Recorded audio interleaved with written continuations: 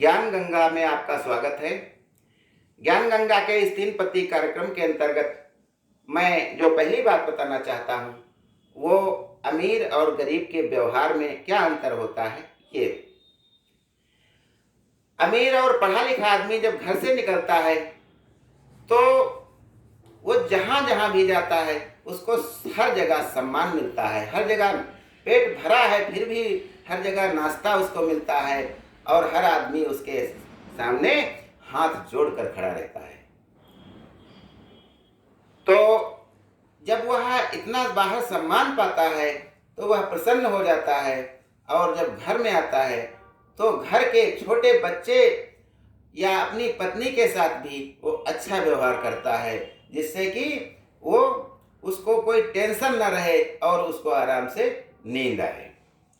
इसके विपरीत जब कोई गरीब आदमी घर से बाहर निकलता है, कमजोर आदमी घर से बाहर निकलता है, तो उसको जो भी रास्ते में अमीर लोग मिलते हैं या कोई भी मिलता है उससे ज़्यादा आय वर्ग वाला, तो उसका संबोधन भी अच्छा नहीं करता है, रेतु भी कहता है, उसे गाली भी दे देता है और उसको तरह तरह के उलाहने भी देता रहता है और उसकी जेब में जो पैसा है वो भी भांति भांति के षड्यंत्र करके निकालना चाहता है।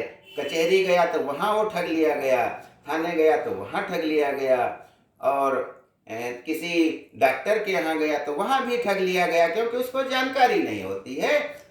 और रास्ते में आ रहा था तो किसी बड़ी गाड़ी वाले ने उसको उस पर कीचड़ भी फेंक दिया। अब वो सब सहन करता जाता है लेकिन कुंठित होता जाता है। जब वह कुंठित होकर के अपने घर आता है तो वो सोचता है, बहुत गुस्से में होता है और सारा गुस्सा अपनी पत्नी पर निकाल देता है। क्यों? क्योंकि वह अगर किसी अमीर को कुछ कहता है, मारता है तो जेल चला जाएगा। एक वही है सुनने वाली जो उसको उसके हर तर्क वितर्क को सहन करती है, हर अत्याचार को सहन करती है।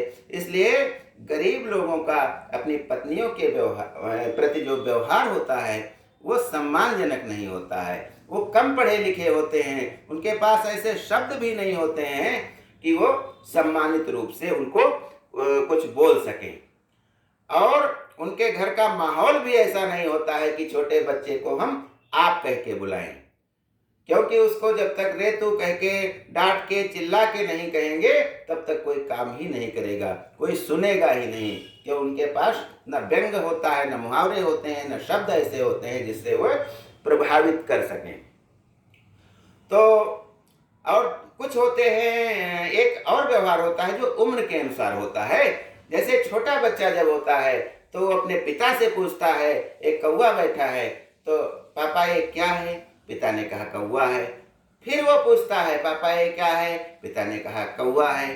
वो 10 बार पूछता है, पिता बिल्कुल गुस्सा नहीं होता है, उसको बताता है बेटा ये कौवा है। लेकिन जब हमारी उम्र बढ़ जाती है तो वही पिता अब बूढ़ा हो गया है और बेटा जवान हो गया है। तो जब बेटा कहीं चल दिया, पिताजी ने कहा बेटा कहाँ जा रहे हो? तो बेटा वही है जिसको 10 बार पिता ने कौवा बताया था, लेकिन बेटा एक ही बात पर बिगड़ जाता है, पिता पर नाराज हो जाता है कि आप तो टोकते रहते हो हमको, आप चुपचाप क्यों नहीं बैठते? आपको खाने से मतलब है केवल, और क्या मतलब है? तो इस प्रकार का व्यवहार जो है ये अच्छा नहीं होता है, ये हमें नहीं करना चाहिए। दूसरी बात मैं इसमें ये भी बताना चाहता हूँ कि जब हम जन्म लेते हैं तो 3 महीने तक के बच्चे की एक गंध आती है, सुगंध आती है, उसको मतलब जो भी हम कहें वो उसकी एक विशिष्ट प्रकार की महक होती है। 3 महीने से 5-6 साल के बच्चे तक की और महक होती है। और जब हम टीन एज में पहुंचते हैं यानी किशोरावस्था में पहुंचते हैं तो हमारे शरीर से मादकतापूर्ण सबसे अच्छी सुगंध आती है। और जब आदमी कोई बूढ़ा हो जाता है तो उससे दुर्गंध आने लगती है। जब वो खाट पे पड़ जाता है तो कितना भी हम ध्यान दें उससे दुर्गंध आनी शुरू हो जाती है। तो इसीलिए बूढ़े आदमी का कोई सेवा शुश्रूषा नहीं करना चाहता है। कहा गया है अब इत्र भी मलो तो मोहब्बत की बू नहीं, वो दिन हवा हुए कि पसीना गुलाब था। ये होता है उम्र के अनुसार हमारे शरीर की गंध अलग अलग होती जाती है। दूसरी बात मैं बताना चाहता हूँ कि जो मिस्टेक क्या होता है, तो मिस्टेक का प्रचलन यहाँ से शुरू हुआ कि इंग्लैंड में एक कार्यक्रम हो रहा था जिसमें सभी शादीशुदा लोग ही भाग ले रहे थे और ये प्रतिबंध था कि इसमें शादीशुदा लोग ही प्रतिभाग करेंगे।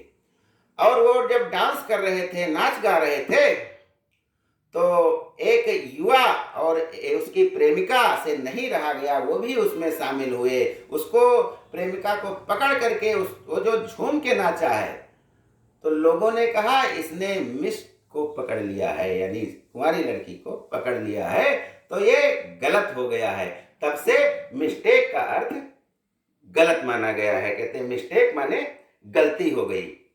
अगली बात मैं बताना चाहता हूं कि हमारे जो मुंह से दुर्गंध आने लगती है, जब सोने के बाद हम उठते हैं, 2 घंटे सोएं, 4 घंटे सोएं, उसके बाद जब उठेंगे तो दुर्गंध आएगी। जब तक हम मंजन नहीं कर लेंगे तब तक दुर्गंध नहीं जाएगी। जबकि 10-10, 20-20 घंटे यदि हम जागते रहते हैं तो दुर्गंध नहीं आती है। इसका कारण क्या है?